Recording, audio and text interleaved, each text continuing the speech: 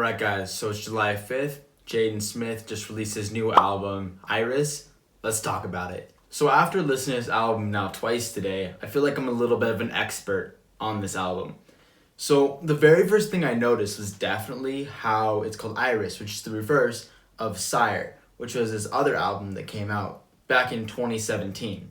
Now I'll top them into my laptop so I can show you some of the comparisons that I noticed between SYRE and ERYS, because ERYS does not exist without SYRE in my eyes. So as you can see here, the first 4 songs that are on SYRE that came out back in 2017 are blue. And then in ERYS, the first 4 songs spell out pink. One thing I thought was cool about that is that SYRE and ERYS are opposites, and then kind of blue and then pink are sort of like a masculine versus feminine is the way that I had seen it. But he talks a lot about, which I'll go into in a minute, but he talks about the kind of this new character that he's playing with ERYS. That's my very first thought, is that SYRE is one person and then ERYS is like the exact opposite of that. Those are my first thoughts with it. So another thing that's also really cool is that both of them have 17 songs. 17th song on SYRE is called SYRE, and ERYS 17th one's ERYS. So basically what the rest of this video is going to be, or at least for the next section, is me going over an article. So the stuff that is in this article, I'm only going to be talking about the stuff that's related to his new album, ERYS. One really key point is that you may have noticed this kind of recently with this stuff, but he did dye his hair pink, which I believe was obviously in anticipation for this album. So the beginning of the article kind of goes into how he's done a lot of stuff, like it lists like movies, anime, rapping, philosophical tweeting, moonwalking, just that type of stuff. Like he's well known in his career. A big reason for him being well known is that obviously he's Will Smith's son. However, if he weren't his son, I still believe that he would become famous. Maybe not in the way that he is now, but it definitely would have happened with the amount of talent that he actually has. So one of the first questions that they ask him is actually, what is the story for ERYS? And he says, it's pretty much the story of a young man named ERYS. He lives in Los Angeles, but it's in a world where LA is sort of destroyed a little bit. Kind of in like a dystopian type of LA is what he's going for in this. And then he says, the Warriors, where everybody's running around, and it's like an interconnected web of these young kids who run the city. ERYS decides to be the leader and take over a city. He gains control of everyone by the means of fear almost. It doesn't end well for him, but that's kind of the end of the story. I think this is a cool concept for the album, how he's kind of going over like a dystopian type of world, because SYRE was kind of like this, like not necessarily upbeat, but a positive type of album. This one's definitely a little bit darker, which they also bring up in the next little bit. This is one of the first things I thought of when I first even heard the title of the album.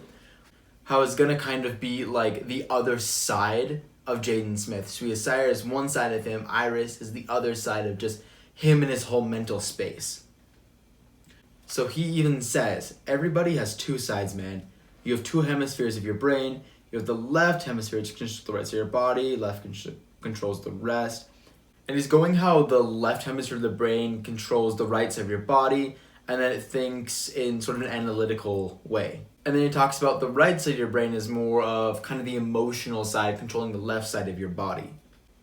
And as he's going through the interview, he starts talking about how the right side of his mind is like SYRE, while the left side is more of an ERYS. ERYS, which is SYRE reversed, obviously, is the complete opposite. He says, ERYS is more so about the city. He's like, I like being in the city. He still likes pink and the sunset, but he cares so much more about the city and his homies and making sure he's the leader of the generation.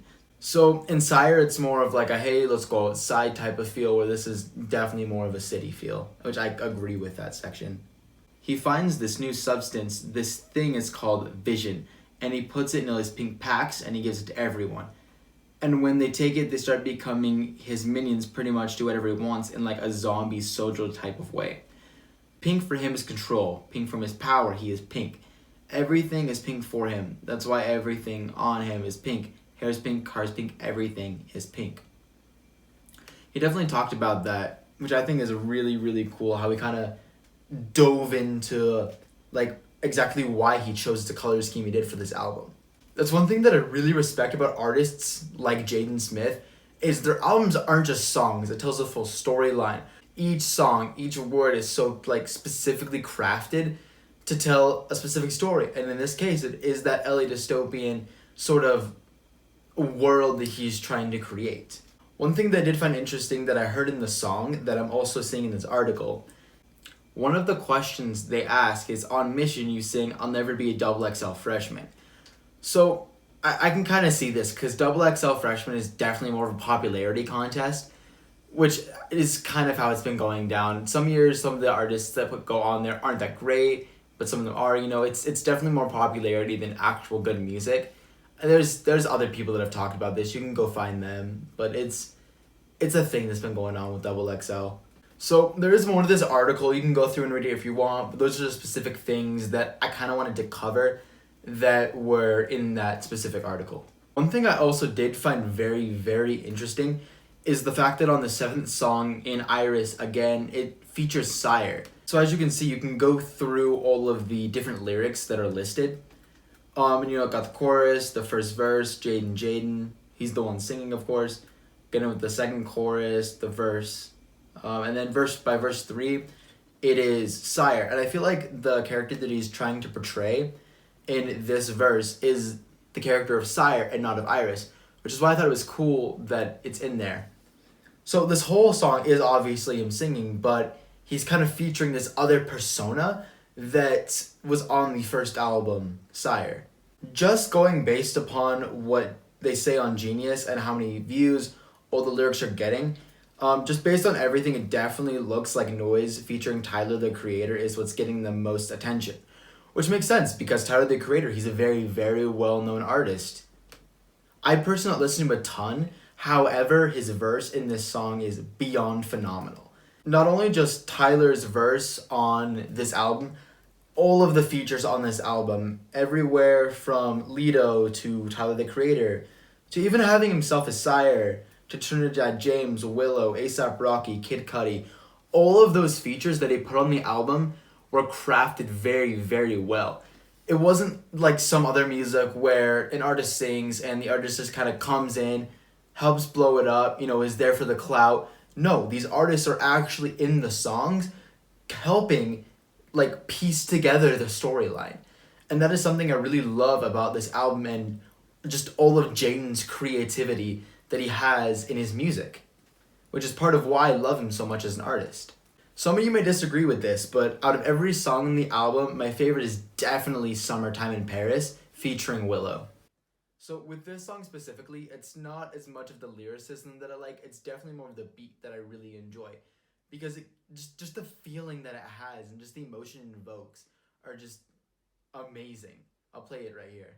It's meant to fall out like a fall asleep, stare in your eyes. You're right by my side. So on top of just relieving the album ERYS, he released an expletive and a clean version of this, but he also did both of a deluxe version of the album. So the only difference between the album ERYS and the deluxe version of the album is the deluxe version just comes with an extra 3 songs. My thinking is that he made this deluxe version because he wanted the album to have 17 songs just like SYRE did. Just so that way you could have a kind of match up. Because already got Pink in there, Blue already matching up. He's already got the last song being SYRE, the last one and this one being ERYS. But I'm thinking that he really loved these songs and wanted to put them on the album, but because he just didn't know how to properly fit them into the album because it didn't quite fit with the exact opposite, per se, narrative that he was trying to tell between SYRE and ERYS. Alright, so I know this is coming to a quick ending, guys, but I really hope you enjoyed the video, kind of the comparison that I was going over between SYRE and ERYS. I really enjoyed this album.